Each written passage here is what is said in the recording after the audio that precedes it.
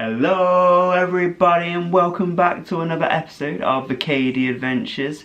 Now there's a lot going on at Walt Disney World over the next couple of years. We've got the 50th anniversary coming up, so there's a lot of tips and tricks to take in just to make that vacation a little bit easier and stress-free for you. I've done a few tips and tricks videos already, just discussing things like FastPasses, the best times to visit and the weather and the crowd levels, everything like that, so go check them all out. I'll leave a link to those in the description below.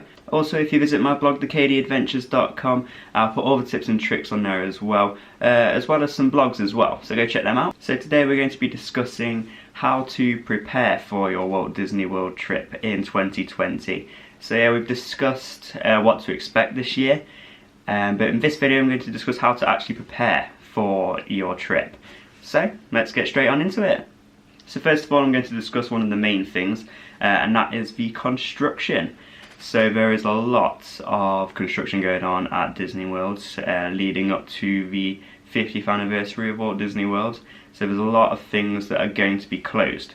All I know so far is that Spaceship Earth might be closing for up to 2 years as they reimagine that. So there's a lot of things going on for Epcot. If you probably already know that they're doing a lot of work on Epcot. They're building some brand new things. And a new show coming, so there's a lot coming to Epcot. So a lot of the construction's going to be around there.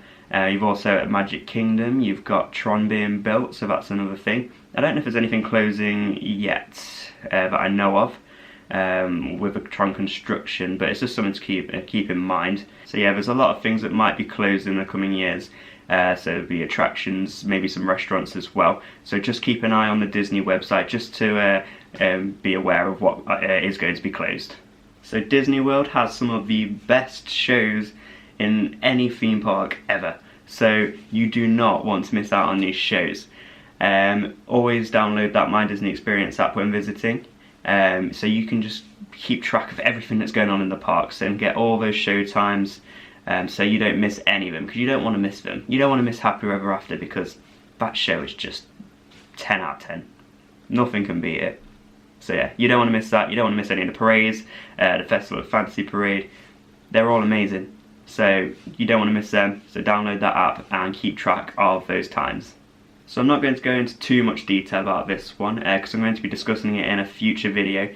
But the Disney dining plan it's a great thing if you're staying at a Disney World resort. It just means you can prepay for your meals, so it's a great little thing you can have if you are staying at that Disney resort. But as I said, I'll be discussing that in a later video, but it's just something to keep in mind. So the Disney Photo Pass, the memory maker, it may be close to $200 to buy, but if you love photos, it's so worth it. So all the photos you have taken around the park, they get sent straight to the My Disney Experience app. So you just scan your Magic Band or your ticket when you have those photos taken, and you can get them straight to your app and you can download them. It's amazing. You get so many photos. When I last went, I had countless amounts. I can't even give you a number. So it's definitely worth it, even though it is a little bit pricey. If you like those photos, get it, because it's great. You can have your photos taken with characters outside, like Cinderella's castle, or outside Spaceship Earth, and everywhere. And you can also get them on ride as well. And on certain rides you can pick up your Magic Band as well, and they just get sent straight to your account without even having to do anything. So it's definitely worth it. So if you're visiting Walt Disney World, get that memory maker. This is just a quick one. Smoking is banned now in the Disney parks, so if you are a smoker, just keep that one in mind. So if you're planning on buying merchandise inside the parks, there is a service that is offered to anyone staying at a Disney World resort, and you can actually have the merchandise, once you bought it, you can have it sent to your hotel. So it's definitely worth it if you're buying something delicate, because you don't want to be taking that on rides and just lugging it around the park. So yeah, you can have it sent straight to your hotel. The only thing is you can't have that, you can't have this service on the last day. So just keep that in mind, so try and buy things earlier on. But yeah, it's a great service, and definitely take advantage of it if you are staying in that Disney World resort. Okay, for my next tip, it is bring a portable charger. The My Disney Experience app, it does eat away at your phone battery, so definitely bring a portable charger. because you don't want your phone dying halfway through the day. When I last went to Disney World, the My Disney Experience app, it ate away at my battery so much that it went down into that lower percentage about 2 hours into the day. And my phone wasn't great at the time, so but any phone, like, it does eat away at your battery. So do bring a portable charger, because you don't want to get halfway through the day and just have your phone die on you, because you need your phone for other photos and texting your friends and whatnot. So yeah, bring that portable charger and you'll be fine. In the previous video we discussed the crowd levels and the best months to visit in terms of crowd levels.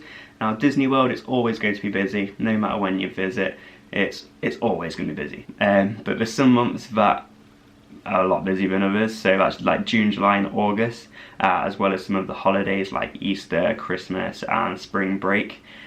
So just keep in mind, just before you visit, if you don't like busy crowded places, it's best to visit the quieter times of the year, such as maybe March, times in November as well. If you're from Orlando or you've ever been to Disney World, you'll know that the weather in Orlando is crazy hot at times. It can be unbearable at times. The humidity is insane. So always come prepared for that. So bring a hat, sort of the usual stuff, you know what I mean. But also saying that, it can also rain a lot in Orlando at certain times of the year, mainly during the summer months. So always bring an umbrella as well, even though it might be 1,000 degrees outside. Just bring an umbrella, because the rain can come down fast and heavy. So yeah, bring an umbrella, a poncho or coat, and you'll be fine. And having said that as well, one of my top tips of this video, when it does rain really heavy, the rides and attractions, the queue times can go down significantly. So take advantage of that. If you don't mind getting a little bit wet, take advantage of those shorter lines when it does rain. So I spoke about this in my last video. FastPasses are one of the main things that can make your Disney trip a lot easier. You can just skip right past those busy popular lines. So yeah, you just download the My Disney Experience app to your phone, and then you link your ticket and you'll be able to get those FastPasses up to 60 days in advance if you're staying at a Disney World resort. If you're not staying at Disney World resort, don't worry, because you can still get those FastPasses, but it's 30 days in advance. So yeah, it's definitely worth getting FastPasses, because you don't want to be waiting in 3-hour long lines, especially with all the insane amount of rides that have been opening recently, like Rise of the Resistance. You got the Ratatouille ride opening soon, the Guardians of the Galaxy ride opening soon, Smuggler's Run that's recently opened as well last year. The queues are going to be mad, they're going to be insane. So get those FastPasses and you can skip those lines. So my last tip for this video is going to be in terms of just walking. There's a lot of walking that you do at the Disney parks. By the end of your vacation or your trip, your legs are just going to be completely dead from the amount of walking that you've done. So keep that in mind. Just make sure to take lots of breaks throughout the days, just to go have something to eat and whatnot. Also, if you have young ones, just rent a stroller, because they're going to be really tired. If us adults are getting tired, then the kids, they're going to be super tired. So think about renting a stroller. They aren't allowed in some parts of the parks, like some of the attractions and the restaurants, but there is designated areas to put those strollers. But yeah, that's another one of my main tips, is definitely think about renting a stroller if you do have a kid. And also just take lots of breaks throughout the day, especially in the summer months as well, when it's super hot. You don't want to get exhausted. So yeah, just take that into consideration. So there we have it. That was my tips and tricks on planning for your Walt Disney World vacation in 2020. There's plenty more I could go on about with the tips and tricks about planning for your Disney World vacation.